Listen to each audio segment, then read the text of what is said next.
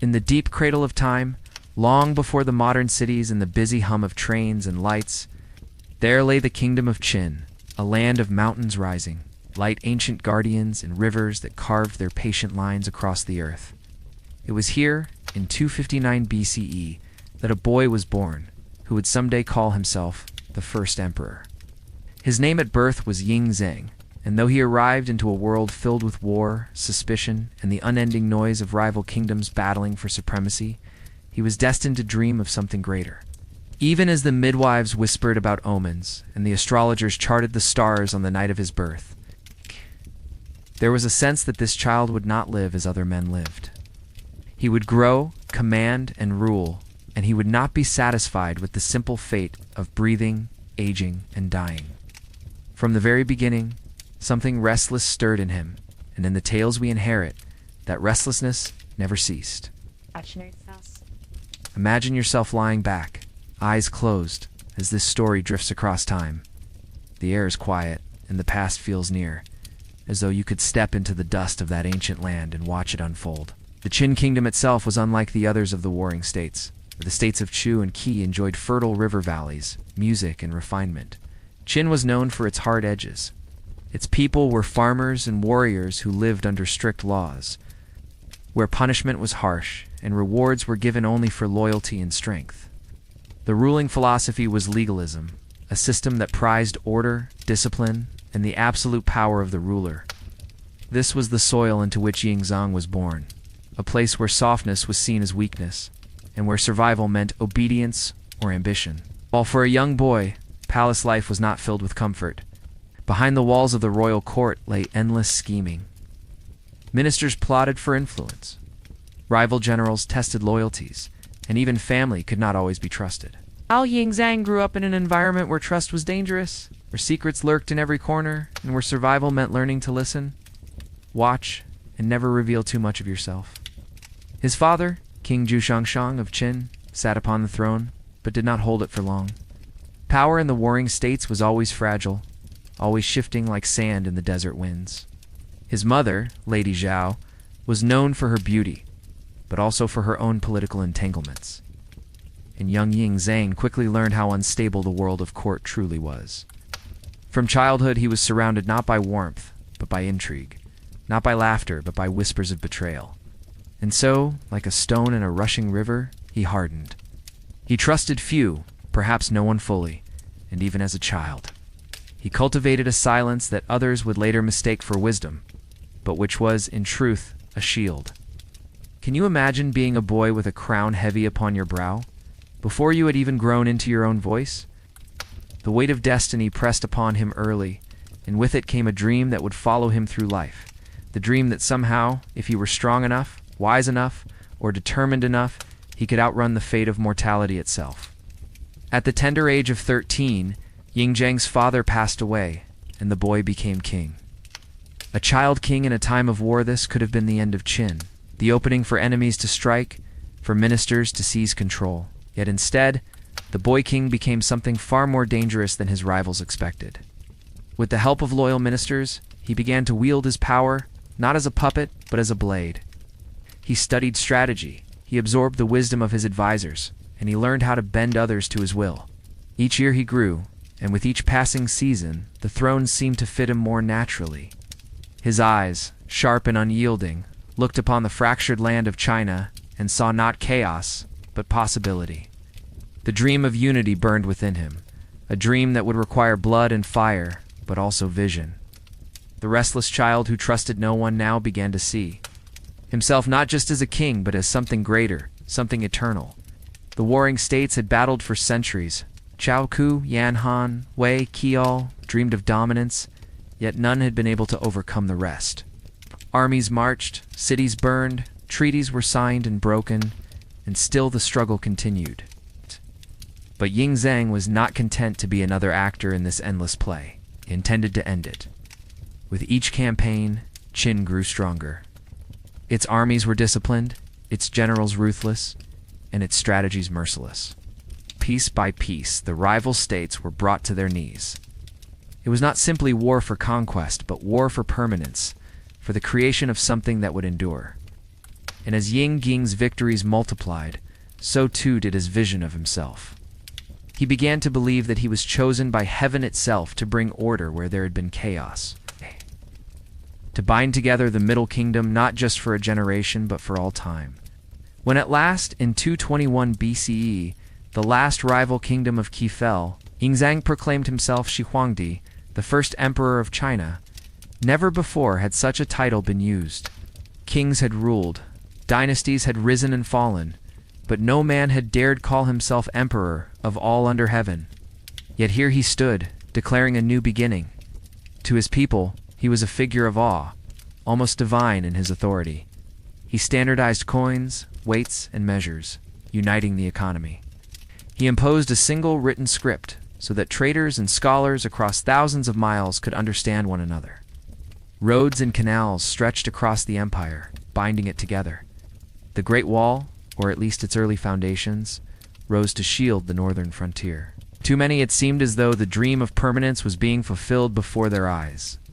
But to the emperor himself, permanence was not enough. He wanted more than the endurance of his empire. He wanted the endurance of his own body, his own breath. Here lay the paradox of Qin Shi Huang's soul. He had done what no man before him had achieved. He had unified China, an empire so vast and diverse it seemed impossible to rule. And yet, in quiet moments, he felt the same fear that haunts every human being. The empire could be vast, but he remained mortal.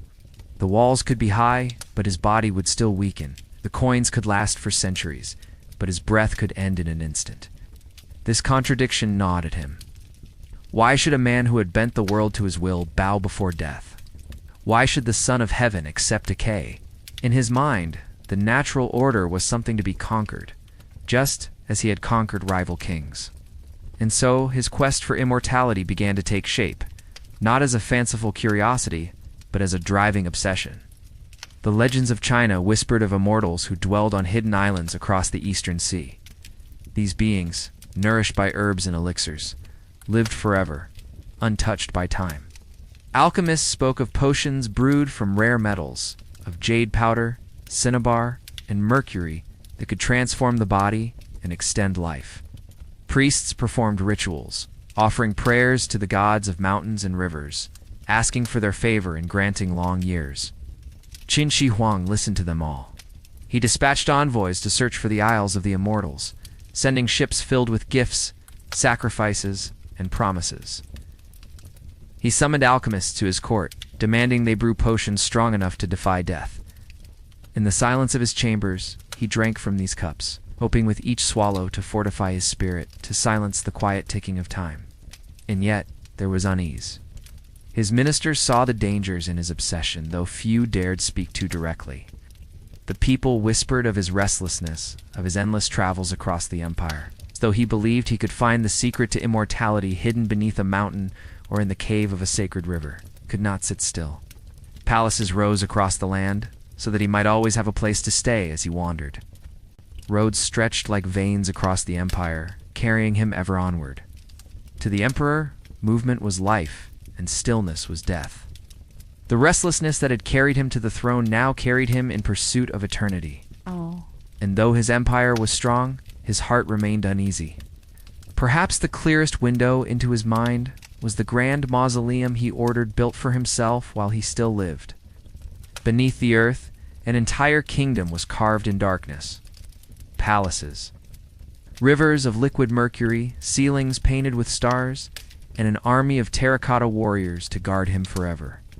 It was not the work of a man resigned to death, but of one determined to continue ruling even beyond the grave. Thousands of laborers worked in secrecy, crafting clay soldiers so lifelike that each face seemed unique. Chariots, horses, and weapons filled the chambers. It was as though the emperor had said to death, "Even if you take me, I will still command." This vision was not only of a tomb, but of a second empire, one hidden from sunlight, where he would reign immortal. In these early years of his reign, Qin Shi Huang's story is one of triumph, of unparalleled ambition. He was the boy who became emperor, the conqueror who became ruler of all under heaven, the man who seemed to hold the world in his hand. And yet even then, beneath the victories and the monuments, there lived a shadow.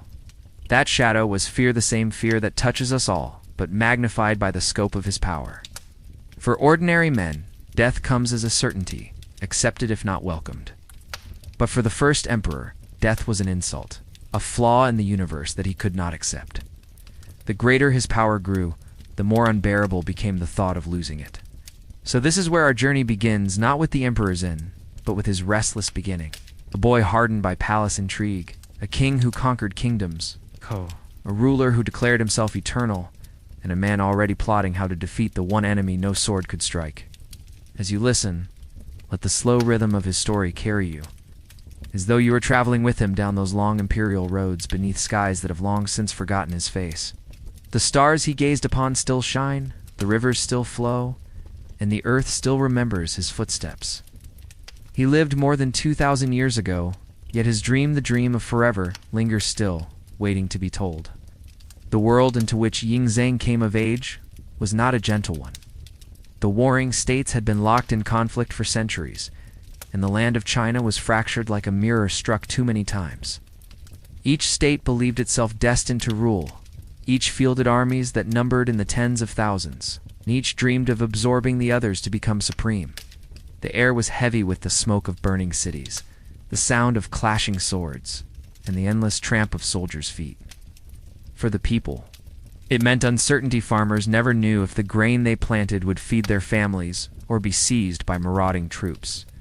Children grew up watching walls crumble, and whole generations came of age with the knowledge that peace was a dream easily shattered.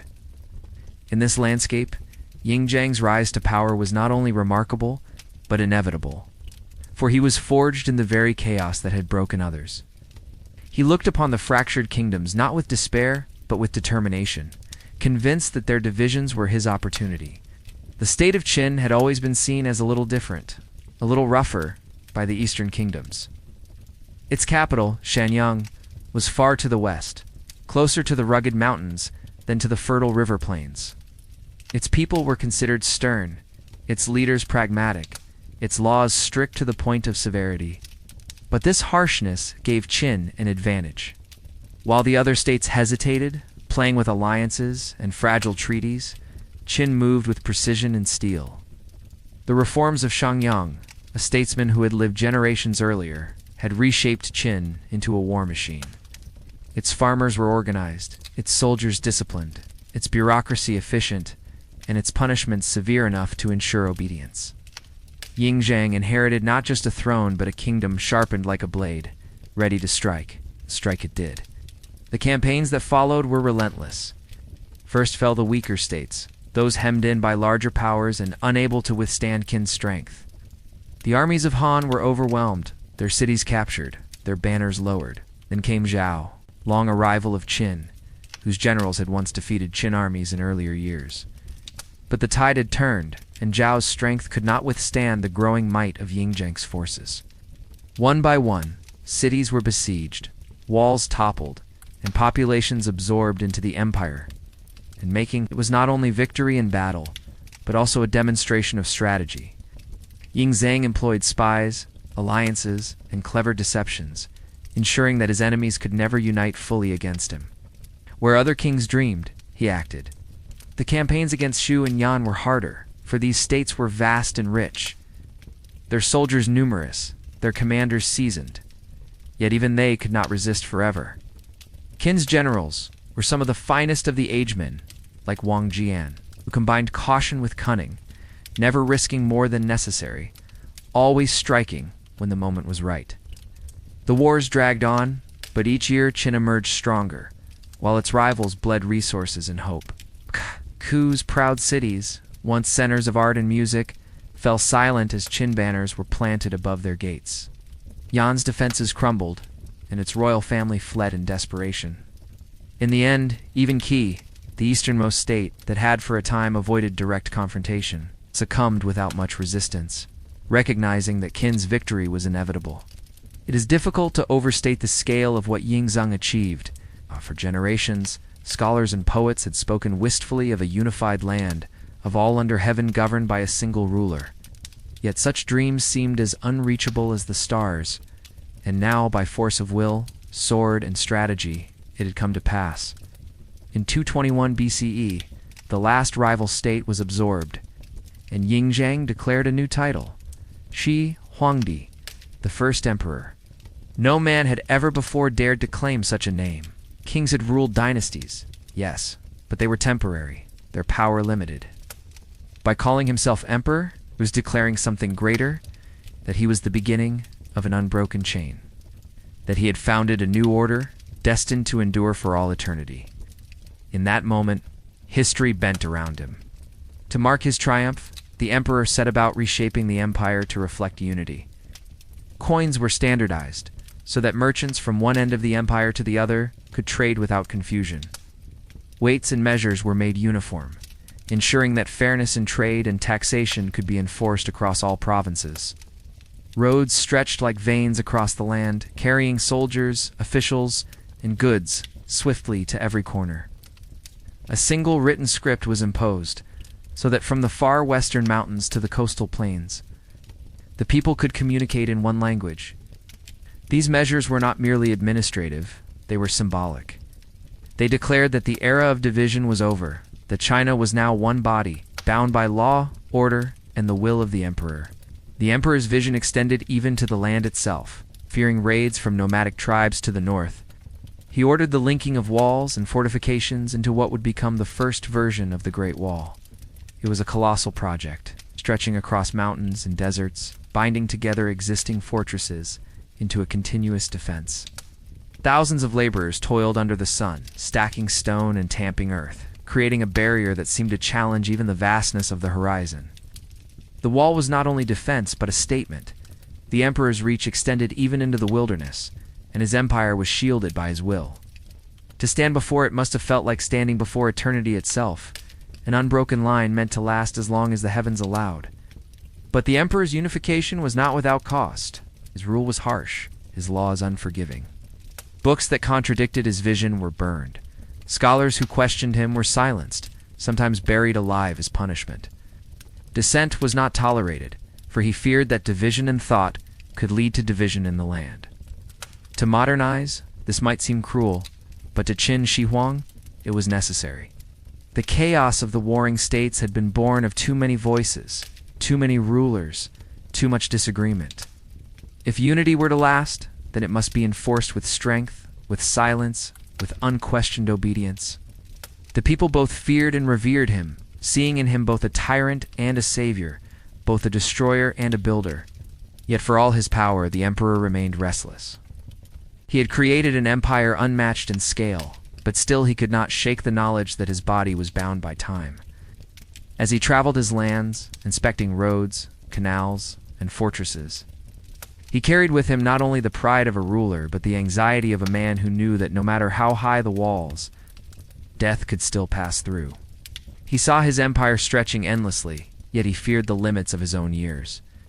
This fear, whispered softly in the corners of his mind, grew louder with every passing season. For while the empire could endure, what use was eternity if he could not share in it? His ministers, generals, and family all noticed this unease. They saw him send envoys in search of strange herbs, saw him consult alchemists and priests, heard his questions about the gods and the immortals, said to dwell on sacred islands. Even as he sat in glory upon the throne, he was already looking beyond, to a horizon that no mortal had crossed. His victories, though magnificent, only deepened his hunger. He had beaten every enemy but one, time itself, so the campaigns of war gave way to the campaigns of immortality. And the emperor turned his gaze from conquest of land to conquest of eternity. In the memory of the people, this duality of Qin Shi Huang remained striking. He was both the unifier who ended centuries of bloodshed and the ruler whose laws pressed heavily upon their lives. He was both the builder of roads and walls that would endure for millennia and the man who could not endure his own mortality. His greatness and his weakness were bound together, inseparable. And perhaps that is why his story endures, because it is not only the story of power, but also the story of fear. Not only of triumph, but of the quiet whisper that haunts us all when the world grows silent. That time is fleeting, and no one escapes it. So as the dust settled over the battlefields of the fallen kingdoms, as banners were lowered and the people of China bowed before one emperor, a new chapter began. The unification of the land was not the end of his journey, but the beginning of another. For Qin Shi Huang, eternity was not in the empire alone, but in the breath that filled his lungs, the beat of his heart. And so he set forth, not upon battlefields of men, but upon battlefields of the spirit, seeking potions, rituals, and secrets that might allow him to remain forever. As you drift into this tale, let your breathing slow, let your mind quiet, and picture the emperor beneath the endless sky, triumphant and yet uneasy. Ruler of all under heaven and yet captive to the same question that lingers in your own thoughts: what lies beyond, and can we ever truly escape it? The unification of China was not just a matter of armies and sieges, but of vision. And once Qin Shi Huang had claimed the throne of all under heaven, he turned his restless energy toward shaping the empire into something that would outlast not only him, but every dynasty to come. His mind, ever uneasy, could not abide the idea of disorder, for he had seen too clearly how division could unravel kingdoms and plunge people back into chaos. He believed that to maintain unity, every aspect of life must be standardized, controlled, and woven into a single fabric. Thus began an era of sweeping reforms. Coins of many shapes and metals, once unique to each state, were melted down and recast into round coins with square holes, a symbol of heaven and earth combined. Measures of grain and silk, once varied and disputed, were replaced by fixed standards. Even the writing of words, which had drifted into countless regional scripts, was forced into one form, so that messages from the court in Shangyang could be read and understood in every distant province. These changes, though heavy-handed, bound the empire together more tightly than chains. The roads were perhaps his greatest achievement, stretching across valleys, cutting through hills, and reaching into the farthest corners of his dominion. Wide and straight, paved with stone, they allowed soldiers to march swiftly, officials to travel efficiently, and merchants to carry goods farther than ever before. From the imperial capital, they spread out like the spokes of a wheel, radiating order and authority. It is said that no road was built without first considering the emperor's desire to move across his lands without hindrance. As though even in infrastructure, he sought to escape the confines of distance, just as he would one day seek to escape the confines of death. Along these roads, trees were planted in neat rows, their shades softening the sun's glare for those who traveled, their order reflecting the order of the state. At the same time, Qin Shi Huang's obsession with control grew sharper, had no patience for voices of dissent, for in them he heard the echo of division, the ghost of chaos returning to haunt his carefully constructed empire. Scholars who questioned his laws, who clung to philosophies of Confucius or Laozi, were silenced. Some were banished, others executed, their books cast into flames, so that only one truth, the emperor's truth, would remain. The infamous burning of books was not merely an act of destruction, but an act of rewriting the soul of the empire. If history could be controlled, if memory could be pruned, then unity would last. The emperor saw no difference between building a wall of stone and building a wall of silence. Both kept danger at bay. Yet in silencing the scholars, he created a legacy of fear, one that whispered long after the flames had cooled. The Great Wall rose in this time as well, not yet the mighty stone fortress that tourists walk upon today, but an immense line of earth and wood, linking old fortifications into one continuous defense. From the deserts of the west to the mountains of the east, it stretched across landscapes where few had dared to build. Laborers by the tens of thousands toiled beneath the sun, carrying stones, tamping earth, stacking timber, their sweat soaking into the soil. For those who worked upon it, it was hardship, even death, for many never returned home. For the emperor, it was more than defense, it was a barrier between his world and the chaos beyond. A shield to protect what he had built, and perhaps, in his restless heart, a shield against the encroachment of time itself. To stand atop its ridges, gazing into the distance, was to feel the illusion of permanence, as though the line of earth could divide eternity itself. And yet, for all his accomplishments, Qin Shi Huang was never at peace. His palace was filled with reports of distant rebellions, his mind never freed from suspicion. He trusted few, for he had risen in a world where trust was dangerous, and he ruled in a world where betrayal was always near. His ministers trembled in his presence, for he was known to lash out with sudden fury, his wrath as swift as summer storms. The empire was vast, but the emperor was always alert, as though every shadow concealed a threat. His restlessness manifested in his endless travels, for he could not stay long in one place. He moved across his empire like a storm cloud, sudden, unpredictable, never still. In his ceaseless movement, one sees the reflection of his deeper fear that stillness was death, that only through constant motion could he outrun the fate that awaited him. The people of China lived under this strange mixture of awe and fear. For the farmers who plowed their fields and the merchants who walked the long roads, the emperor was both protector and oppressor. He had ended the chaos of war, given them one ruler to obey instead of many, and brought order where disorder had ruled. Yet he also demanded obedience so absolute that even thoughts seemed dangerous. They marveled at the roads, the canals, the walls, but they whispered in fear of the emperor's cruelty. Tales spread of his harsh punishments, of families broken by labor demands, of scholars buried for daring to speak. He became less a man than a figure of myth, a presence looming above them, both distant and intimate, like the sky itself. As he grew older, his obsession with immortality grew alongside the empire he built. The unification of the land had been only the first step, for now he sought to unify life itself, to bind his own existence as firmly as he had bound the provinces. The alchemists filled his court with promises and strange concoctions. Bowls of glittering powders, cups of shimmering liquids that claimed to strengthen the body and expand the soul. Mercury was among their favorite ingredients, believed to hold the essence of transformation, the quicksilver that flowed like living metal. To the emperor, it seemed plausible that this bright and shifting substance might hold the key to eternity. Each potion was a promise, each sip an act of hope. Yet the hope was poisoned, even as he clung to it. He also turned to rituals, to sacred mountains, to the whispers of the priests.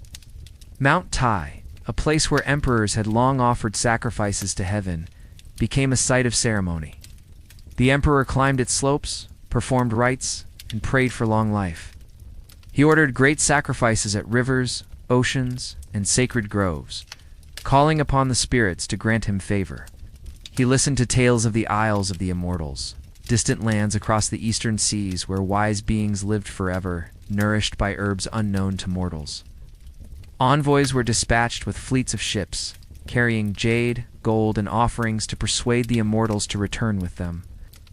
None came back with proof, but still the emperor believed.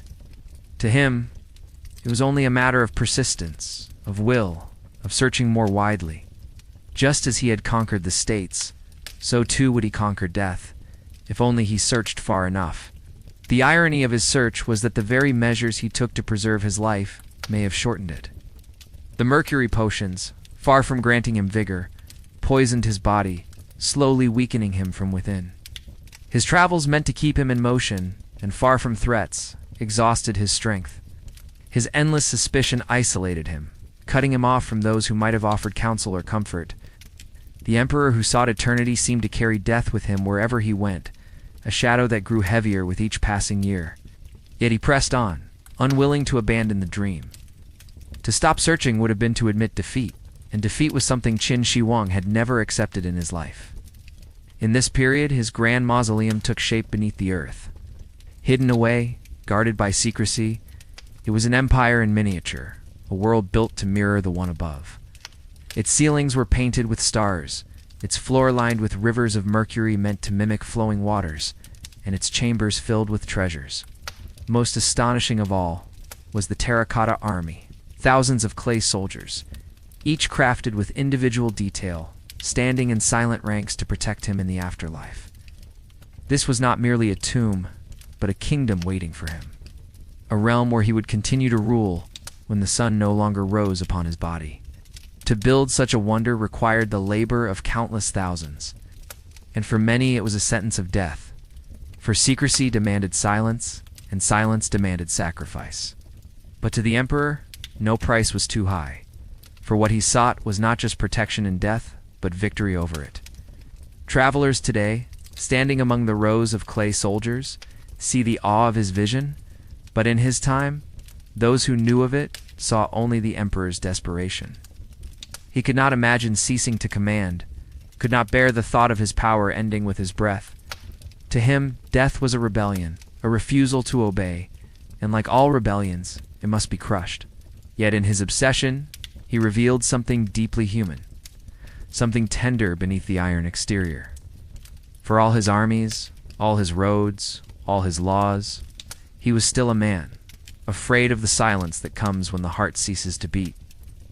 And so he sought to build not only walls of stone, but walls of time, barriers against the inevitable. Thus the empire stretched onward, the emperor wandering ceaselessly along its roads. Alchemists filling his chambers with fumes of mercury, and soldiers and laborers bending their strength to his restless vision. The land was united, the people subdued, the walls raised high, and yet still the emperor was unsatisfied. His gaze turned ever outward, searching for secrets hidden in the seas, in the mountains, in the stars above. He had conquered men, but he could not conquer time, and so his story moved forward. Carried by the same restless wind that had guided him since boyhood, a wind that whispered of eternity just beyond his grasp. The emperor's search for eternal life was never limited to the walls of his palace or the potions mixed by his alchemists. His imagination stretched farther, reaching beyond the horizon, toward the seas that lapped against China's eastern shores. To him, the world was wider than maps could capture, and within that vast unknown lay the promise of answers. Stories of immortals drifted through the empire like smoke, whispered by priests, sung by poets, recorded by wandering philosophers who claimed to have seen the extraordinary. They spoke of islands rising from the eastern waters, hidden by mist, where beings untouched by age walked among jeweled palaces and fragrant groves. These immortals, nourished by sacred herbs and rare elixirs, were said to live forever, their bodies glowing with vitality, their eyes shining with wisdom older than dynasties. Qin Shi Huang, restless and unyielding, seized upon these tales as though they were maps. He believed that if such beings existed, he could find them, persuade them, and bring their secrets back to his empire. It is important to understand that, for the people of ancient China, immortality was not just fantasy, but a possibility that hovered close to belief. Taoist traditions spoke of harmony with the natural world, transcending the cycle of life and death by aligning one's essence with the Tao, the great flowing order of existence. Alchemists, inspired by these ideas, turned philosophy into experiment. They sought the elixir of life not only in metaphor but in matter, distilling herbs, heating metals, and blending powders into shimmering brews. Some claim to have glimpsed immortals, wandering sages who appeared in remote mountains, leaving behind only the faint trace of incense and mystery. For an emperor who had united the land through willpower alone, it seemed natural to extend that same determination toward the pursuit of eternal life. If unity could be forged from chaos, why could eternity not be forged from mortality? Thus the emperor dispatched expeditions across the sea. Great ships were built, their hulls heavy with supplies, their decks crowded with soldiers, sailors, and emissaries. Among them were magicians and diviners, chosen for their supposed ability to communicate with the unseen. These fleets carried not only men, but also offerings, jade, gold, and rare treasures, meant to please the immortals if they were found. One of the most famous expeditions was led by Sufu, an alchemist and court magician, who promised to find the Isles of the Immortals and return with the elixir of life. His fleet was vast, some say carrying thousands, and as it vanished into the mists of the eastern sea, the emperor waited anxiously for its return. Weeks turned to months, months to years, and still the sea gave back no certain answers. Some whispered that Su Fu had settled on distant shores, never to return, perhaps even in the land that would one day be called Japan. But in the silence of absence, Qin Shi Huang's belief only deepened.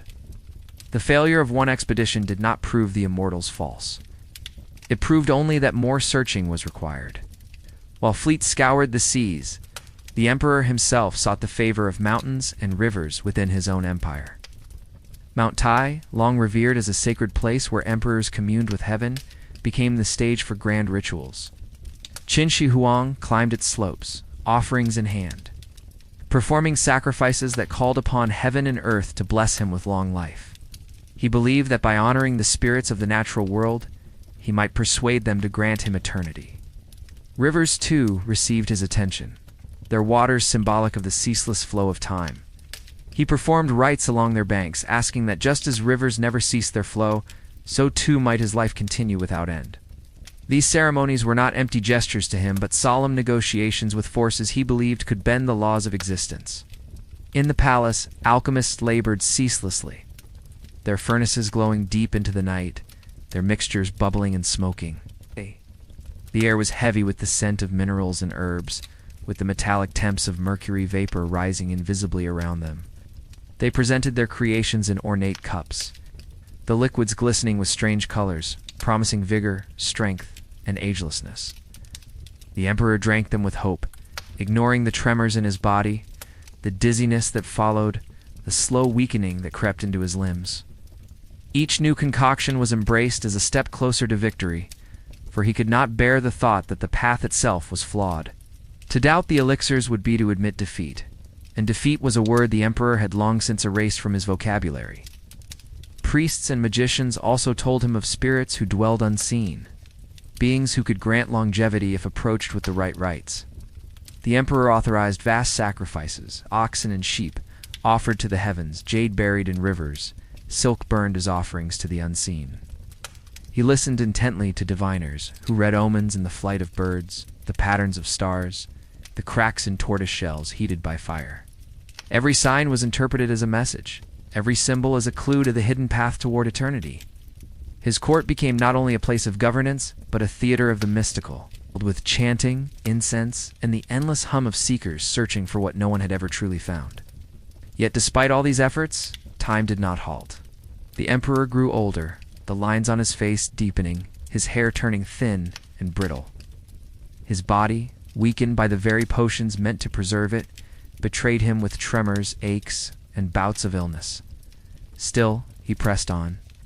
He built more palaces, each designed to host him during his endless travels, for he believed that motion itself was a kind of ward against death. He avoided staying in one place too long, fearing that stagnation would invite mortality to his door. His journeys across the empire became pilgrimages, each site visited with the hope that somewhere, in some hidden cave or forgotten shrine, the key to eternity lay waiting. The people watched all of this with a mixture of awe and bewilderment. To them, the emperor was already more than human, a figure who had reshaped the world, ended centuries of war, and commanded armies of stone beneath the earth. His search for immortality seemed at once fitting and tragic. Fitting because who else but the first emperor could dare such a quest? Tragic because it revealed that even the mightiest feared what no one could escape. Whispers spread through villages and towns, stories of the emperor's ships vanishing into the sea, of priests muttering spells in secret, of alchemists stirring deadly brews. Some laughed quietly at his desperation, while others trembled, fearing that such defiance of heaven might invite disaster upon the land. Still, the emperor could not let go. Each failure only deepened his determination. If one elixir failed, another might succeed. If one fleet vanished, another would be launched. If one ritual brought no sign, then perhaps the next mountain, the next river, the next night sky would yield the answer. His mind, restless and unrelenting, refused to accept the limits of human life. The empire he ruled seemed eternal, and he longed to match it with his own body, to see the centuries pass and remain unbowed, a living witness to the permanence he had forged. He imagined himself presiding over generations, yet unborn, a ruler who would never die, whose name would never fade, whose face would remain as fixed as the mountains he sacrificed upon. But beneath this vision lay fear, and it haunted him like a shadow. Every cough, every ache, every sleepless night filled him with dread. He grew suspicious of his ministers, fearing that they might conspire to conceal remedies from him or to hasten his end. He demanded loyalty not only in politics but in belief, requiring those around him to share his conviction that immortality could be achieved. Those who doubted were cast aside, silenced, or punished, for the emperor could not bear the sound of impossibility. He surrounded himself with those who fed his hope, men who brewed poison and called it life, who spoke of distant immortals and promised their return, who assured him that eternity was just beyond the horizon. The irony of this search was that it revealed the emperor's deepest humanity. For all his power, for all his cruelty and triumphs, He was driven by the same fear that lives in every heart, the fear of the end. The difference was that he had the means to chase his fear into grand illusions, to build fleets and armies, to command mountains and seas in service of a dream. His obsession, though larger than life, was rooted in the same fragile truth that binds us all. It is here in this contradiction that the story of Qin Shi Huang becomes more than history. It becomes a mirror, reflecting not only the ambitions of an emperor, but the longings of humanity itself. The wish that life might never end, that breath might never cease, that tomorrow might stretch on forever. And so the emperor's story pressed forward, his ships still sailing, his priests still chanting, his alchemists still stirring their shimmering potions, while the empire labored under his restless gaze. He moved ceaselessly across his roads, through mountains and valleys, always searching, always demanding, always waiting for eternity to reveal itself. The stars turned above him, the seasons shifted, and yet still he sought, convinced that just beyond the veil of the ordinary world, immortality awaited him like a prize he had yet to seize. His empire was bound in order, his armies unchallenged, his will unbroken. Ow. But time itself remained his greatest adversary, and still he refused to yield. The empire stretched vast and varied beneath the emperor's rule. It seemed that Qin Shi Huang could never sit still within his palaces for long. He was always in motion, always restless, as though the very walls that declared his power also reminded him of its fragility. He set out upon the great roads he had built, traveling from one end of his dominion to the other, leaving behind a trail of rituals, decrees, and sacrifices. These journeys were not only displays of authority, but also pilgrimages of a man searching for signs. For places where the boundary between mortality and eternity might grow thin enough for him to cross, the sight of his procession was unforgettable. Armies of attendants, officials with scrolls and seals, alchemists carrying their potions, guards in shining armor, carts laden with supplies. And at the center, the emperor himself, surrounded by an aura of command so heavy that even silence seemed to bow before him. Each mountain he climbed, each river he crossed, became part of this search. He believed that certain landscapes were imbued with power, that sacred places were doorways to eternity, if only one knew the right way to knock. Mount Tai, the holiest of them all, was not visited once but many times. Each ascent, accompanied by offerings of jade, silk, and livestock. Each ritual carefully performed with chants and gestures, meant to harmonize heaven and earth. Standing upon its summit, he looked across the empire spread out like a map beneath him, imagining himself as eternal as the mountain itself, unmoved by centuries, untouched by decay. His voice echoed against the rocks as he proclaimed his dominion, not only over men, but over time. Yet even there, with the wind carrying his prayers upward, no immortal appeared, and no secret revealed itself. Still, he did not despair. He only pressed onward. His journeys took him to the eastern shores, where the sea stretched limitless and mysterious, its waves whispering of distant lands hidden by mist.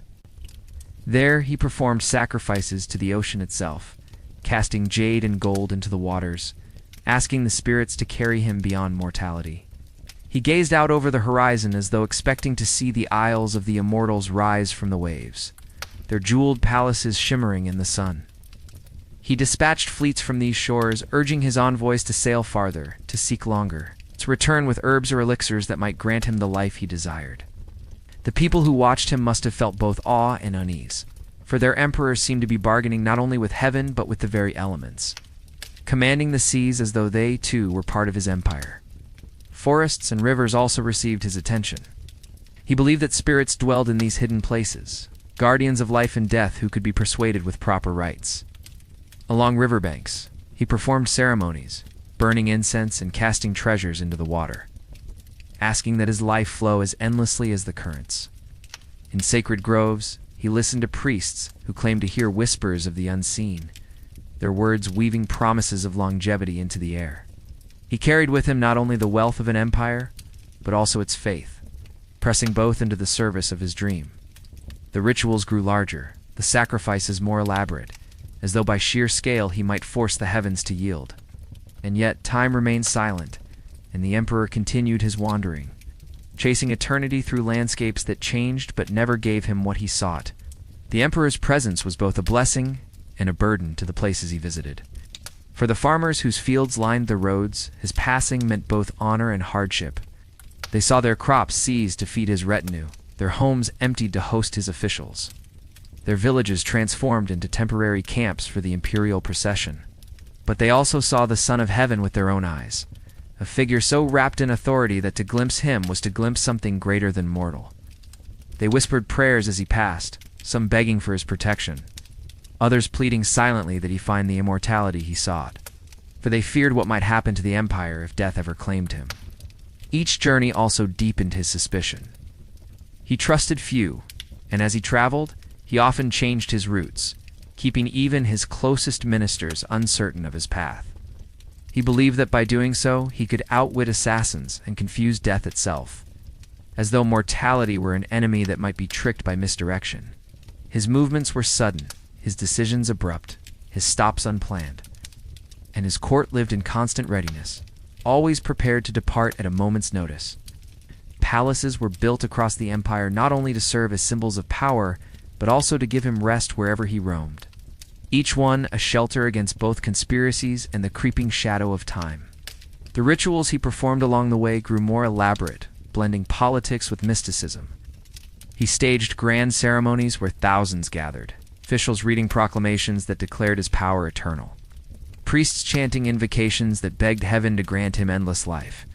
He offered sacrifices not only to gods and spirits, but also to the memory of legendary rulers, aligning himself with them as though by association he, too, might be carried into the realm of myth. His words echoed across valleys and mountains, declarations meant to be heard not only by men but by eternity itself. And though no immortal stepped forth to greet him, he continued to believe, convinced that his persistence would one day break the silence of the heavens. There were nights when he camped beneath the open sky, away from the walls of his palaces, when the stars wheeled above him in their eternal procession. He would look upward, seeing in their unchanging light the permanence he craved. The stars endured beyond dynasties, beyond empires, beyond men, and he longed to join them in their timeless dance. He listened to astrologers, who traced patterns among them, who claimed to see omens of long life in their shifting constellations. Yet the stars offered only silence, their light cold and indifferent, a reminder that eternity existed but might not be meant for mortal flesh. Still the emperor stared upward, his restless heart refusing to let go of the hope that somewhere among those distant fires lay the secret he sought.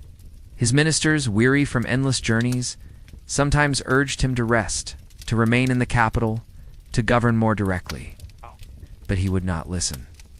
He believed that if he stopped, if he surrendered to stillness, death would find him. The roads had become not just the veins of his empire, but the veins of his own being, carrying him forward in an endless circuit. His travels were governance, his sacrifices policy, his search for immortality a form of rule in itself. To him, the empire was alive only so long as he was in motion, its unity a reflection of his own ceaseless quest. Those who served him grew exhausted, but they dared not complain, for they knew that to question his journeys was to question his very essence. Even in distant provinces, he sought the strange and the mystical. He questioned hermits in remote mountains, listened to local legends of spirits who had lived for centuries, and demanded that wise men and women be brought before him to share their secrets. Many came, promising longevity, offering strange herbs and rare practices. Some spoke of breathing techniques and meditations meant to align the body with the cosmos. Others of potions brewed from roots and minerals found only in hidden valleys. The emperor tried them all, embracing every path as though one might finally open the gate he had long sought. His faith in possibility was relentless, and though disappointment followed again and again, he refused to abandon the dream. The empire followed him in these wanderings, for wherever he went, he left behind traces of his will. Roads were improved, palaces constructed, temples restored, armies deployed to ensure his safety. His travels shaped the landscape as surely as his decrees did, carving his presence into the soil of the land. For the people, his journeys were both a burden and a sign of power, a reminder that the emperor's gaze could fall upon them at any time. They saw his sacrifices, heard the chants of his priests, carried in their hearts the knowledge that their ruler was engaged in a struggle not only for their present but for his eternity. It bound them to him in awe and fear, even as it exhausted them with demands. Thus the emperor moved endlessly, a restless figure upon his roads, climbing mountains, crossing rivers, gazing into the sea, offering sacrifices to heaven, earth, and the spirits hidden within both. He drank the shimmering potions of his alchemists, listened to the chants of his priests, and sent fleets into the unknown, all while his empire labored beneath the weight of his quest. The years passed, the seasons turned, and still he wandered. Convinced that just beyond the horizon, just beyond the next ritual, just beyond the next night sky, immortality waited for him. His empire stood vast and strong, his armies unchallenged, his decrees unbroken. Yet within his heart there remained the same unease, the same fear, the same restless yearning that had guided him since boyhood, pushing him onward without end. Within the walls of the imperial palace, the glow of furnaces never dimmed. For the alchemists labored without pause, their craft consumed by the emperor's unrelenting demand for the elixir of life. They stirred powders of cinnabar, the red mineral that shimmered with promise and melted down mercury. That strange quicksilver metal which seemed to flow like a living thing. They ground jade into dust, believing it to carry purity, and they blended. Herbs gathered from distant valleys with rare minerals mined from the deepest veins of the earth, the chambers filled with thick smoke acrid and metallic, the air heavy with fumes that clung to the skin and settled into the lungs. To the emperor, these sights and smells were not warnings, but assurances that progress was being made, that each batch of shimmering liquid might finally contain the secret he sought. And so he drank cup after cup, each potion offered to him with words of promise, each swallow taken with the same desperate hope. The alchemists spoke with conviction, assuring him that mercury and cinnabar contained the essence of transformation, that within their glimmering bodies lay the power to alter the flesh, to harden it against decay, to extend it beyond the reach of time. They claimed that the quicksilver nature of mercury mirrored the fluidity of life itself, its ability to move, to shift, to escape capture. If such a substance could be consumed and harnessed, surely it would carry its properties into the body, turning mortality into eternity. Qin Shi Huang listened and believed, for their words aligned with his own desires and in his mind. It was better to trust those who promised him life than those who cautioned him with doubt. To believe otherwise would be to admit that death was inevitable, and that was a truth he could not accept. At first, the elixirs seemed to invigorate him. The rush of mercury in his veins created a strange energy, a fire that burned through his body, sharpening his senses, quickening his pulse. He felt in those moments as though he had glimpsed eternity, as though the promise was real and his path was correct. But the energy was fleeting, and soon it was followed by trembling hands, by nights of sleepless agitation, by a heaviness in his chest that no ritual could lift. His physicians, cautious and fearful, dared not speak the full truth, but they knew the potions were poison, slowly unraveling the emperor's strength. His face grew pale, his movements unsteady, his moods darker and more volatile. The very elixirs meant to preserve him were consuming him from within. Yet the emperor did not relent. Each time weakness gripped him, he turned not away from the alchemists, but toward them, demanding stronger mixtures, rarer ingredients, more potent brews. He believed that the failures were not in the principle, but in the execution, that somewhere among the countless combinations lay the true elixir, the one that would silence his fears and steady his body forever. He sent expeditions farther than before, into the mountains for rare herbs, into the seas for strange shells and corals, into the deserts for stones said to hold magical power. His empire became not only a political machine but a vast laboratory.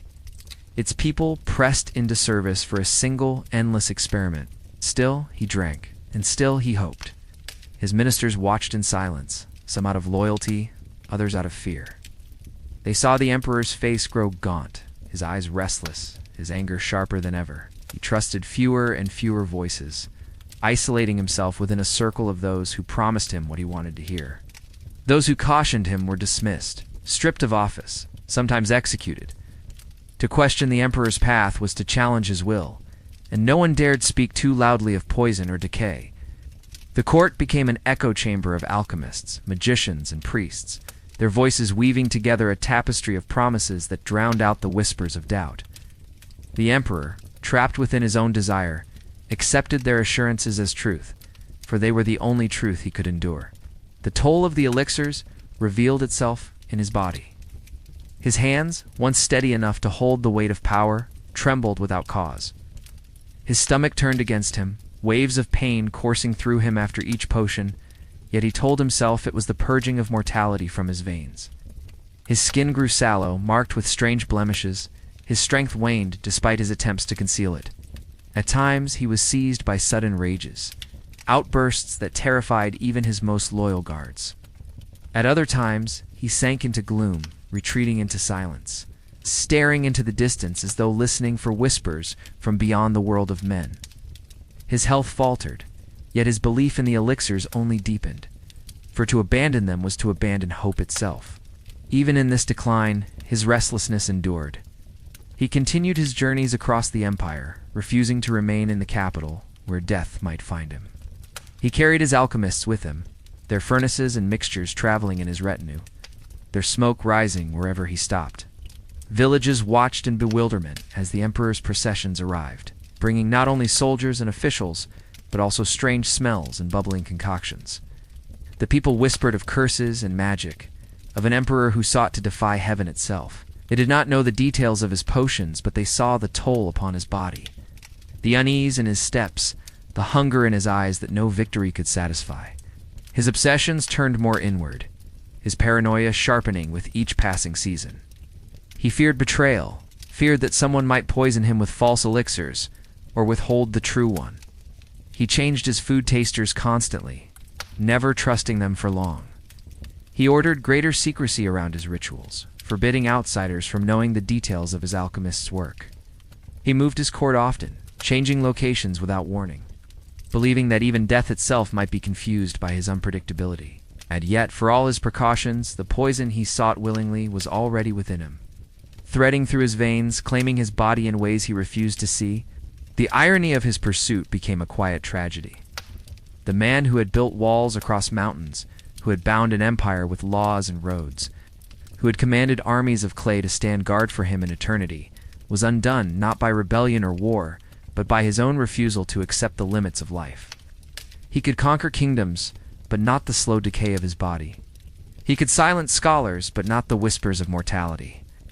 He could command the labor of thousands, but not the patience of time.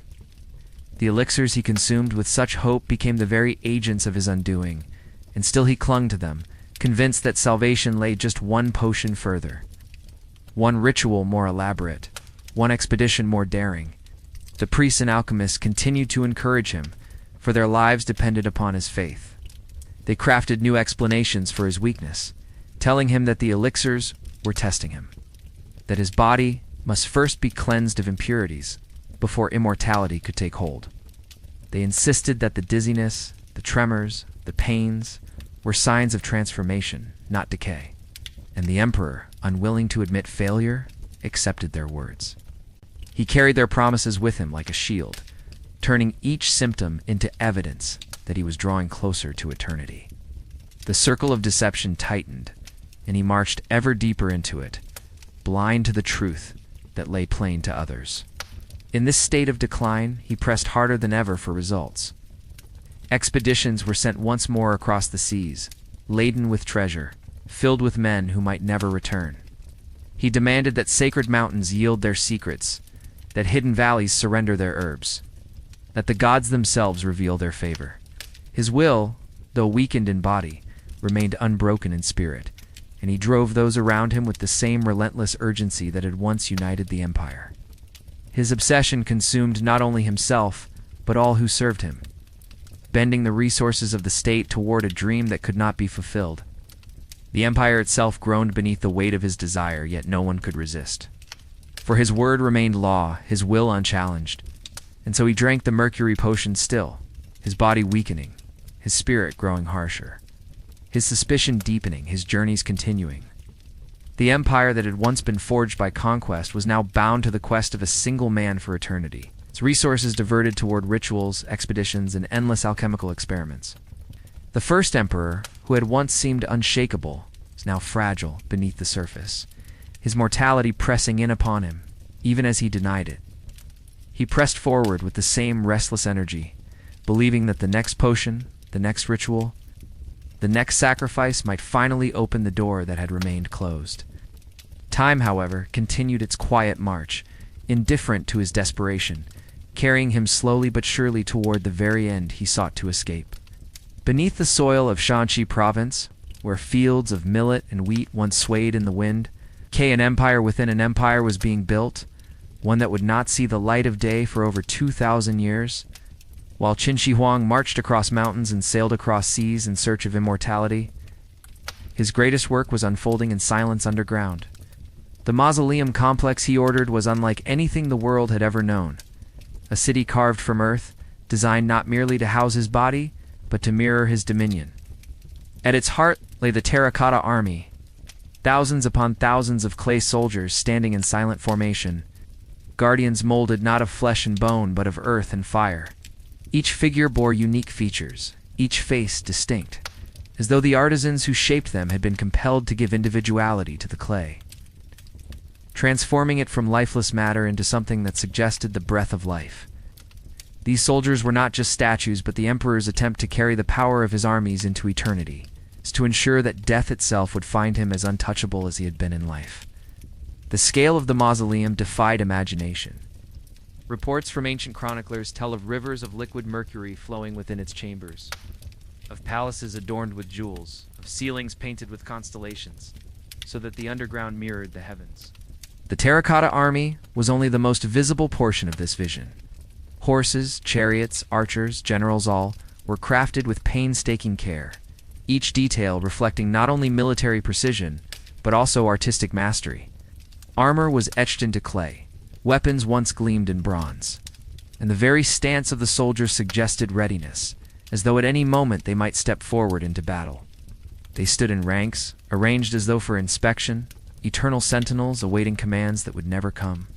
For Qin Shi Huang, this was not a tomb in the ordinary sense, but a fortress of eternity, a realm built to house his spirit when his body could no longer deny death. The labor required for such a creation was immense, and it drew upon the strength of countless thousands.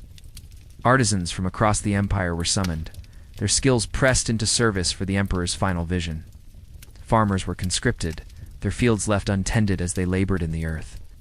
Prisoners of war and convicts were sent to dig and shape, their punishment transformed into contribution. The work stretched on for decades, a hidden world taking shape beneath the feet of the living. Secrecy was paramount, for the emperor feared that knowledge of his underground empire might invite desecration or rebellion. And so, the workers toiled in silence, many never returning home, their lives swallowed by the project, just as the emperor hoped to swallow eternity itself. The Terracotta Army was not only a defense against threats in the afterlife, but also a symbolic declaration of permanence. In their silent faces, one sees the emperor's refusal to let go of command, his determination to project his authority beyond the grave. These soldiers were his answer to the uncertainty of what lay beyond. If death meant passage into another realm, then he would enter it as emperor, guarded and obeyed. If death meant nothingness, then at least his mausoleum would ensure that he remained remembered as a figure who dared to challenge even that void. The clay figures, so lifelike and yet so unchanging, embodied the contradiction of his reign, humanity sculpted into permanence, mortality reshaped into the illusion of eternity. For the artisans, the work must have been both awe-inspiring and haunting. They shaped each soldier with hands that knew they were contributing to a vision far greater than themselves. The individuality of the faces suggests that some may have modeled them on real men, perhaps soldiers of the Qin armies, immortalizing them in clay as part of the emperor's grand design. Others may have poured into their work a quiet rebellion, slipping subtle expressions into the clay, knowing that though their own lives might end in obscurity, their art would endure in silence beneath the earth. Each stroke of the chisel, each curve of the sculpted brow, became part of a tapestry that would only be revealed centuries later.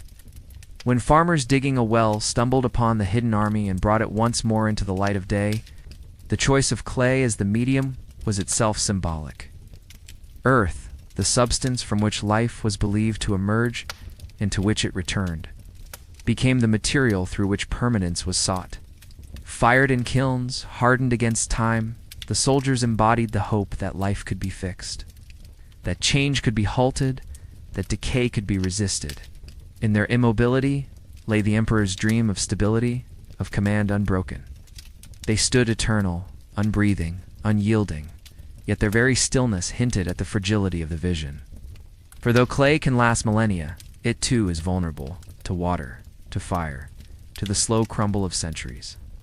In this choice of material lies the paradox of Qin Shi Huang's quest, to fight mortality with what was itself impermanent, to build eternity from the fragile hands of men. The mausoleum was more than just soldiers. Accounts tell of an entire world recreated underground administrative buildings, stables, entertainment halls, even replicas of rivers and mountains. The emperor's tomb was not simply a burial site, but an empire in miniature, a universe sealed within earth. The rivers of mercury that ancient historians described were thought to represent the great waterways of China, their shimmering flows meant to carry vitality through the chambers of the dead.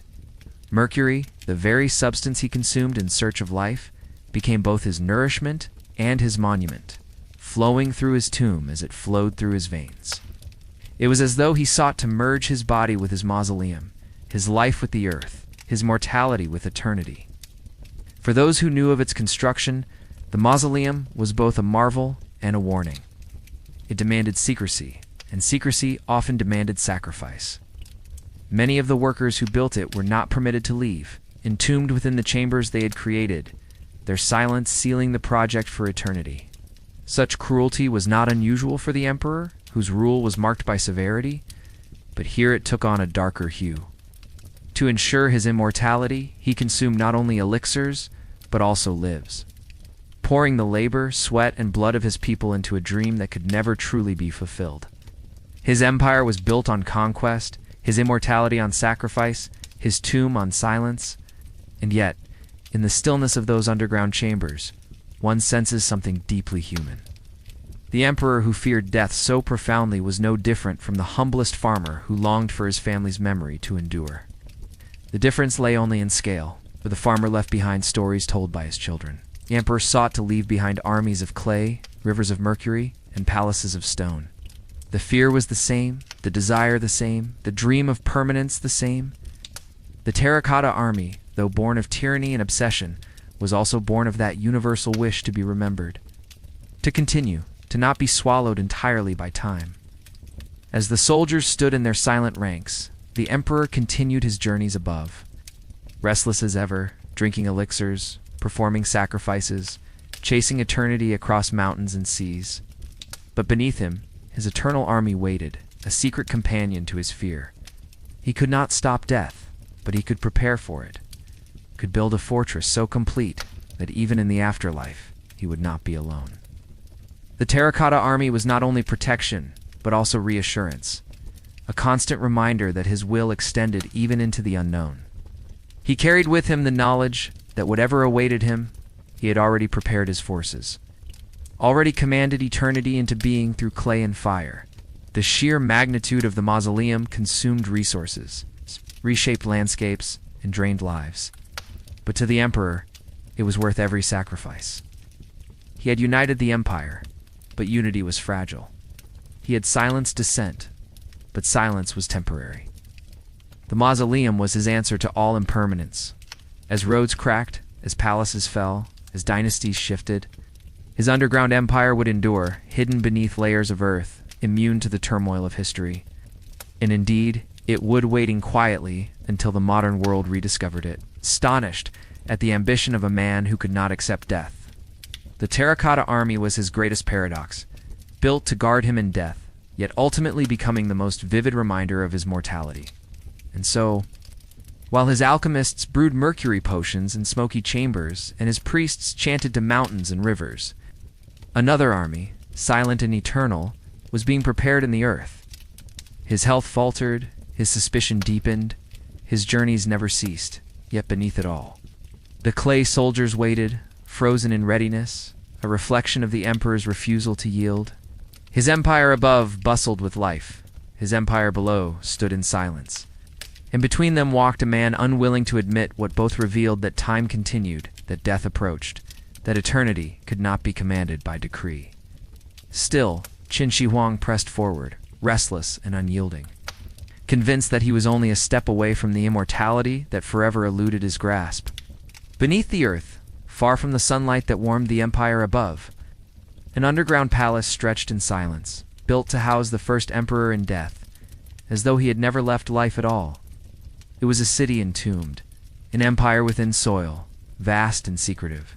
Chroniclers like Sima Qian, writing long after Qin Shi Huang's reign, spoke of rivers of flowing mercury within those chambers, shimmering veins meant to mimic the Yangtze, the Yellow River, and the seas themselves. The ceiling, they said, was painted with stars, constellations gleaming above in eternal night, while the floor was shaped into landscapes of mountains and valleys, a miniature cosmos designed to mirror the world outside. In this underground world, the emperor would continue his rule, surrounded by treasures, guarded by soldiers of clay, nourished by the illusions of rivers that never dried and skies that never dimmed. To him it was not a tomb, but an everlasting court, a place where he might continue as ruler, where death itself would be denied its victory. The scale of the construction defied belief. Estimates suggest that over 700,000 laborers may have worked upon it, digging, building, sculpting, and sealing chambers that would never again be seen by living eyes. The soil was carved away, chambers lined with bricks, walls reinforced, and hidden passages dug to carry supplies. Each space was filled with treasures, bronze vessels, jade ornaments, weapons, and figurines. Where most rulers prepared modest tombs to mark their passage, Qin Shi Huang demanded a kingdom beneath the earth. He believed that if eternity would not be granted to his body, it would at least be granted to his presence in the soil, a presence so overwhelming that even in death he would remain the axis of the world. The rivers of mercury, described by historians, are more than myth. Modern scientific studies of the soil above the tomb have revealed abnormally high levels of mercury, suggesting that the accounts were accurate, that shimmering metallic flows were truly poured into channels underground. To the emperor, mercury was not only medicine, but also magic, a substance that seemed alive, flowing like water yet untouchable, glimmering with otherworldly brilliance. In filling his tomb with it, he believed he was recreating the forces of nature, binding himself into a miniature cosmos where the elements themselves bowed to his will. The irony, of course, was that mercury was also the poison weakening his body, even as it was poured in abundance around his eternal chamber, surrounding him in both life and death with the very substance that hastened his end. The secrecy of the tomb's construction was absolute. Artisans and laborers who completed chambers were often sealed within them, buried alive to ensure no knowledge escaped. Those who survived their tasks lived under threat of silence, knowing that to speak was to die. The emperor demanded not only perfection, but also invisibility, for he feared that if his tomb's secrets were revealed, they might be desecrated by thieves or rivals. Thus, the mausoleum became a place of whispers, its existence known but its details hidden, its chambers sealed by earth and guarded by secrecy. It was not meant for the living. It was meant for the emperor alone, his eternal dominion carved into the underworld. The architecture of the tomb reflected not only grandeur, but also fear. Hidden traps were rumored to have been built within its corridors, crossbows rigged to fire at intruders, passageways designed to collapse upon those who entered uninvited. Whether these devices were real or merely legend, they reflected the emperor's paranoia, his refusal to surrender even in death. He did not imagine peace in the afterlife. He imagined defense, control, command. Just as he had silenced dissent and crushed rebellion in life, so too did he prepare for the possibility of intrusion in death.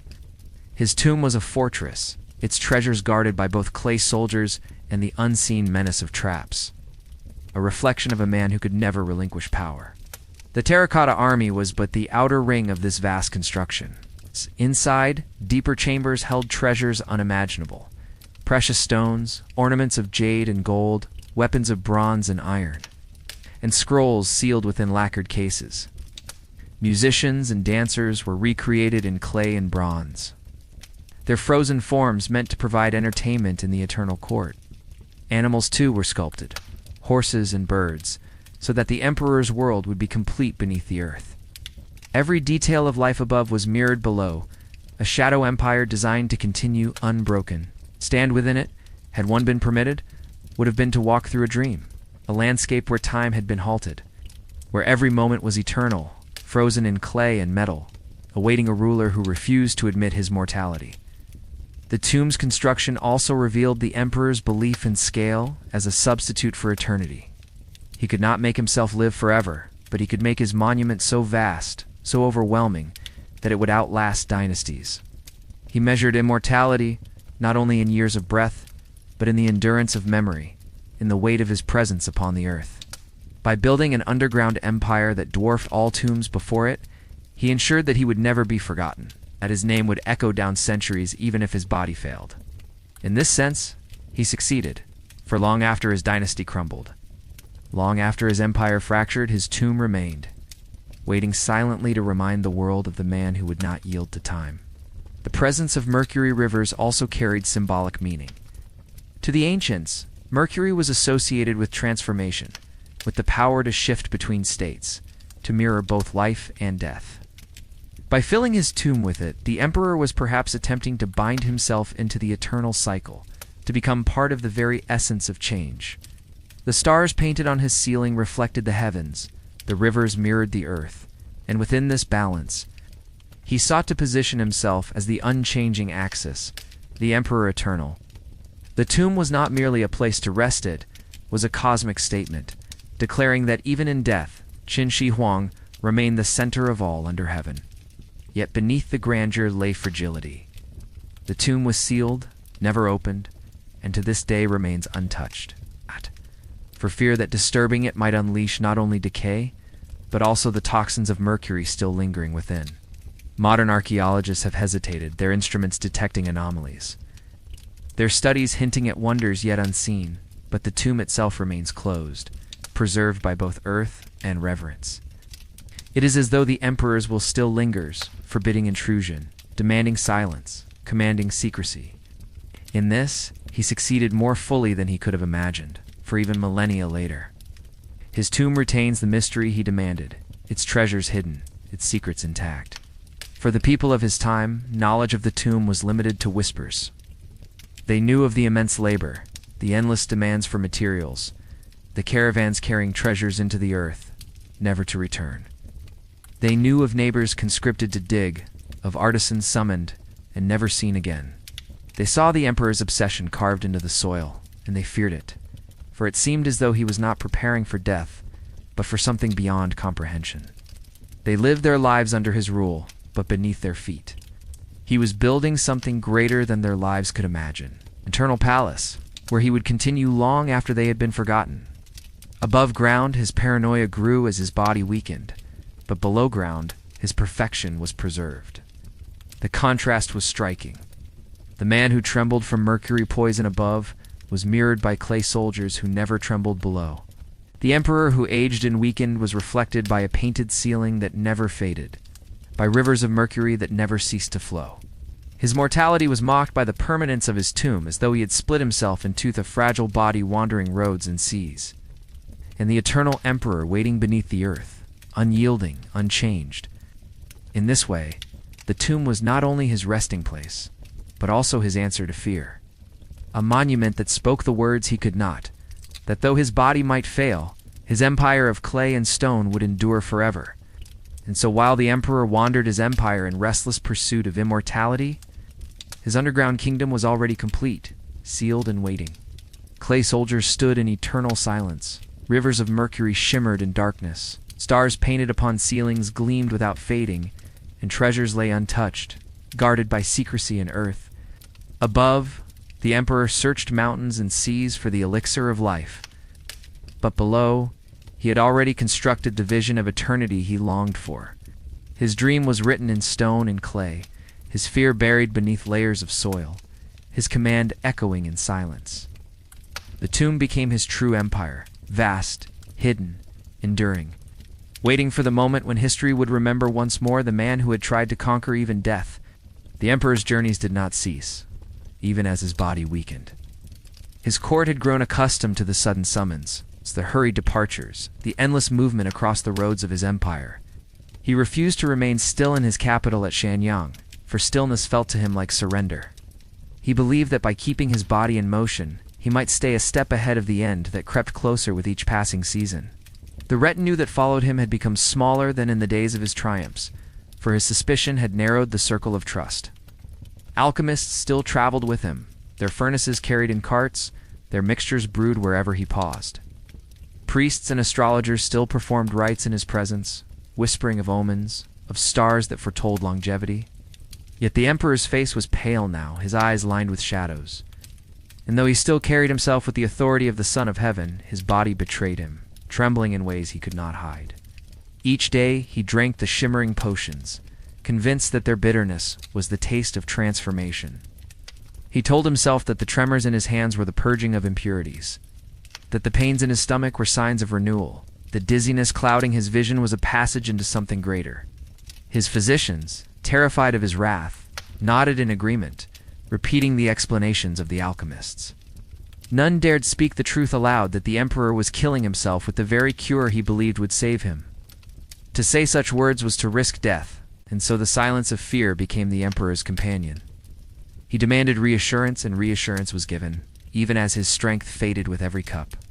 It was during one of these journeys, far from his capital, that his health began to fail in earnest. He traveled eastward, toward the sea once more, still hoping that the Isles of the Immortals might reveal themselves if he persisted.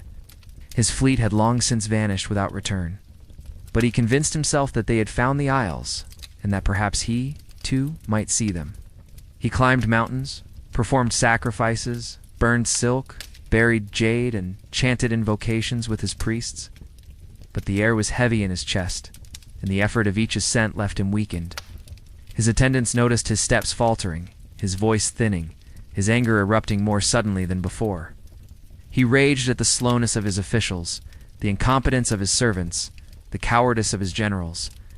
His wrath was sharper, his suspicion deeper, but beneath it all lay fear, gnawing at him like a hidden fire. As his illness worsened, he became more desperate. He demanded stronger elixirs, more potent mixtures of mercury, cinnabar, and rare herbs. The alchemists obeyed, though they knew the poisons would only hasten his decline.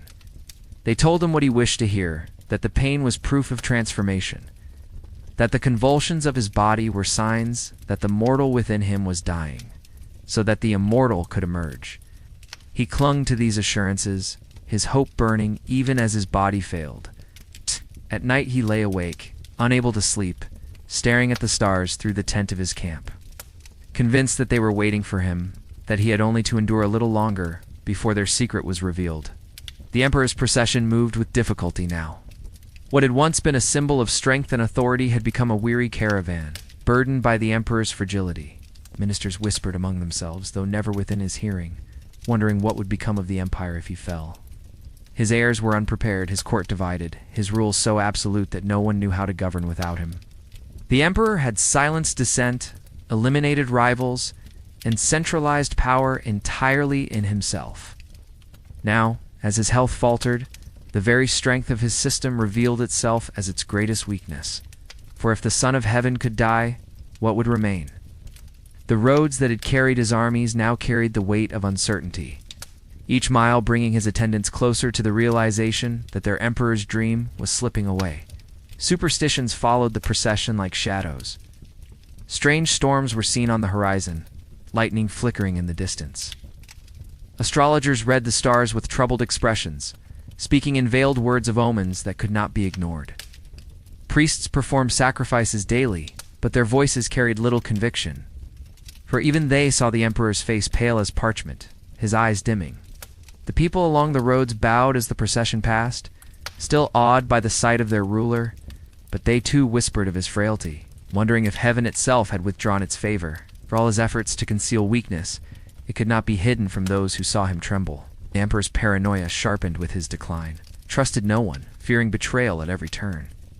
Ministers were dismissed or executed for the slightest suspicion. Food was tested repeatedly, routes changed at the last moment, Attendants shuffled constantly so that none might plot against him. Yet all the while, the true enemy was already within him, coursing through his veins in the form of mercury. His greatest ally, the elixirs he believed in, had become the unseen assassin he could not silence. Still, he refused to acknowledge it.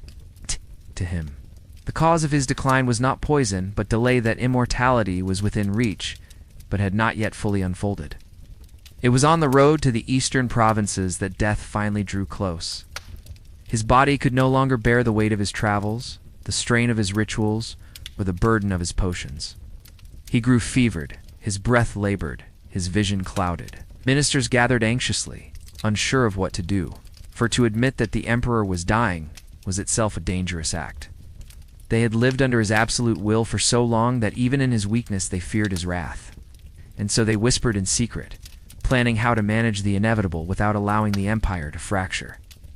When at last the emperor died, it was not upon a throne of jade or within the walls of his grand palaces, but in a traveling carriage on the road, surrounded by ministers too fearful to announce his passing.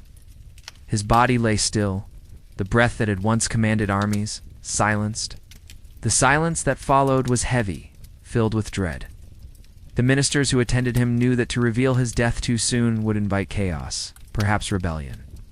The empire was vast, its unity fragile, and news of the emperor's passing might spark uprisings before his heirs could secure the throne. Nay. And so they chose secrecy, concealing his death as they continued the journey home. To mask the odor of his decaying body in the heat of summer, they filled carts with rotting fish and carried them in the procession, hoping to disguise the smell. The caravan continued as though the emperor still lived, his carriage sealed, his presence hidden. Orders were issued in his name, decrees proclaimed as though his voice still spoke, for no one dared admit that the Son of Heaven had fallen.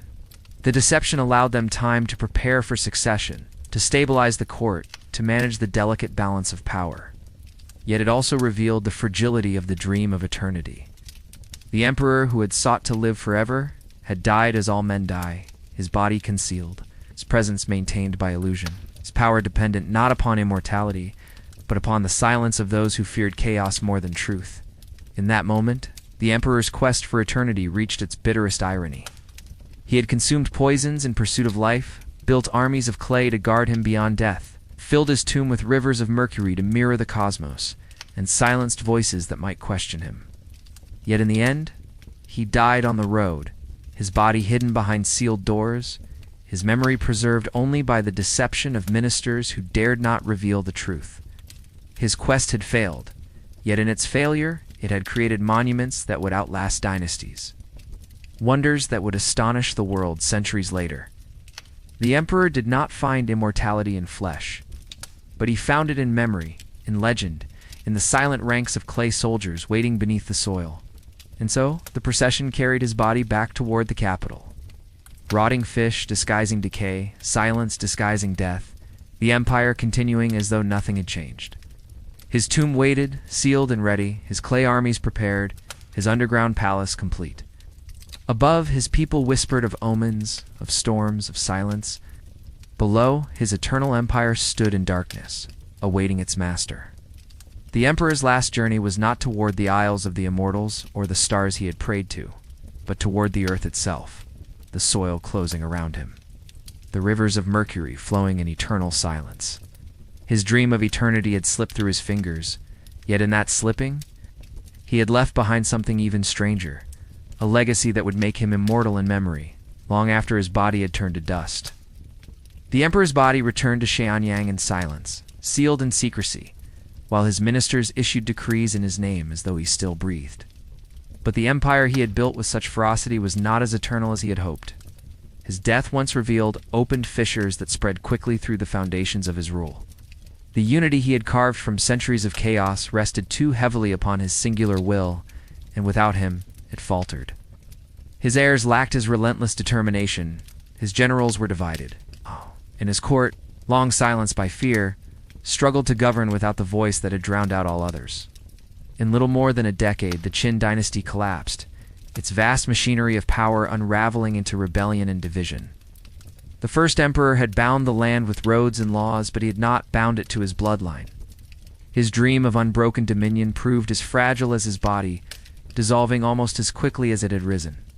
And yet, though his dynasty fell, his presence lingered. The very cruelty that had silenced his people, the very grandeur that had drained their labor, became part of the legend that outlived the Qin. His mausoleum remained sealed, its army of clay hidden beneath the soil, his rivers of mercury glimmering in darkness. The roads he built still carried travelers, script he standardized still bound scholars, the measures he enforced still shaped trade. Even in collapse, his reforms endured, woven into the fabric of China so deeply that later dynasties could not unravel them. The Han dynasty that followed adopted many of his measures, softening their edges but preserving their essence. In this way, the emperor's will, though denied eternity in flesh, found eternity in structure, shaping the empire long after his bones had turned to dust. The Terracotta Army slept beneath the earth for centuries, unseen and unknown. But when it was rediscovered in modern times, it became a testament more powerful than any decree. To stand before those rows of clay soldiers is to feel the weight of the emperor's obsession, to sense the fear and ambition that drove him to demand permanence, where permanence could not exist. Their silent faces carry the echo of his command, their endless ranks the reflection of his refusal to yield. They remind the world that this was a man who could not accept mortality, who sought to bring armies into death as easily as he had commanded them in life. The irony is sharp. The emperor who feared being forgotten is remembered more vividly than almost any ruler in history. Not because he lived forever, but because his fear of death was carved into clay and preserved by the earth itself. The rivers of mercury, though hidden still within his tomb, also speak of his obsession. They symbolize both his belief in the power of transformation and the poison that claimed his life. In filling his underground chambers with the very substance that had weakened him, he bound his story to contradiction.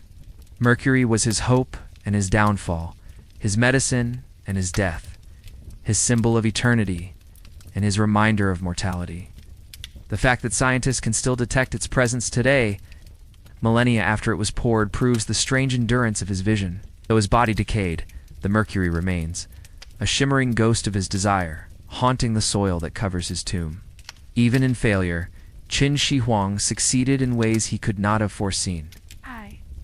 His dream of immortality was denied to his body, but granted to his memory. He is remembered not only as the unifier of China, but as the emperor who would not accept death, whose quest for eternity consumed him. His story has been told for generations, repeated by historians, whispered in villages, studied by scholars, retold in books, films, and stories around the world. The man who feared being forgotten is known across continents, across centuries, his name spoken by people who live in times he could never have imagined. In this his wish was granted. He did achieve immortality, though not in the form he desired. His legacy is also one of paradox. He built roads to unify, but used them to fuel endless campaigns. He created laws to stabilize, but enforced them with cruelty that bred resentment. He sought knowledge, but silenced voices that disagreed with him. He demanded loyalty, but created fear that eroded trust. He chased immortality, but poisoned himself with its promise. Each achievement was paired with its shadow, each triumph mirrored by tragedy. Yet this paradox is what has given his story its power, for it reflects the contradictions of humanity itself. We, too, strive for permanence in a world that denies it. We, too, long for remembrance, for our lives to mean more than their brief span allows. In Qin Shi Huang, we see the ultimate expression of that longing, magnified to an empire's scale. The fall of his dynasty did not erase him. The Han emperors who followed spoke his name with caution, aware of both his accomplishments and his cruelties. They inherited his system of governance, even as they softened its edges with Confucian ideals. Later generations judged him harshly at times, condemning his tyranny, his book burnings, his silencing of scholars. But they also marveled at his vision, his ability to see beyond division, to imagine a China that was not many but one. His dream of unity outlasted his reign, shaping the very identity of the nation that followed. The irony is that his harshness, which seemed unbearable in his time, created a structure strong enough to endure beyond him, giving later rulers the tools to rule more gently while preserving his core reforms. His tomb, still unopened, remains one of the greatest mysteries of history. Archaeologists debate whether it should ever be disturbed, whether the treasures within should be revealed or left in silence. Some argue that to open it would risk destroying what has been preserved, that the technology of today is not yet sufficient to protect its wonders. Others believe that the emperor's command of secrecy should be honored, that the tomb itself is his monument and should remain sealed. And so, it lies untouched, guarded by the clay soldiers he commanded into eternity, a silent reminder of the man who demanded permanence. Its mystery is part of his immortality, for so long as it remains closed. Imagination continues to fill its chambers with visions of rivers of mercury, jeweled palaces, and eternal courts. When people speak of Qin Shi Huang today, they do not speak of him as one among many kings, but as the first emperor, the one who transformed a fractured land into a unified empire. His ambition, his restlessness, his obsession with eternity have made him larger than life. A figure whose story straddles the line between history and legend. He has become immortal not through elixirs or rivers of mercury, but through the human memory that refuses to let go of him. His face, imagined and reimagined, appears in art and sculpture. His tomb draws visitors from across the world, eager to glimpse even a fraction of his vision. His Terracotta Army has become one of the wonders of human civilization, standing as his eternal retinue, his silent testament, his defiance of time. And perhaps this is the truest form of immortality, not the endless beating of a single heart, but the endless echo of a single name. Qin Shi Huang lives on because we remember him, because his obsession fascinates us, because his paradox embodies the struggle of humanity itself. He sought to silence time, but in doing so, he ensured that time would never silence him. His dynasty fell, but his story rose. His body turned to dust, but his clay soldiers endured. His quest for immortality failed, yet in its failure, it succeeded. For it gave him the immortality of legend, of memory, of history itself. As centuries pass, we continue to walk the roads he built, to write in the characters he standardized, to marvel at the army he buried in silence. We continue to tell his story, to imagine the man who could not accept death, to reflect on the irony of his fate. His fear has become our fascination, his weakness, our lesson, his ambition, our wonder. In his story, we find not only the tale of an emperor, but the tale of ourselves. For in each of us lives the same restless yearning for more time, for permanence, for a place in memory beyond our years. Qin Shi Huang magnified that yearning into monuments that still stand, into mysteries that still haunt, into a legacy that still commands. And so the tale of the first emperor drifts onward, a story carried across millennia, its echoes soft but unbroken. He sought to live forever, and though his body betrayed him, though his dynasty crumbled, though his elixirs proved poison, he achieved what he could not have imagined. He is remembered, studied, marveled at, his name spoken long after his empire dissolved.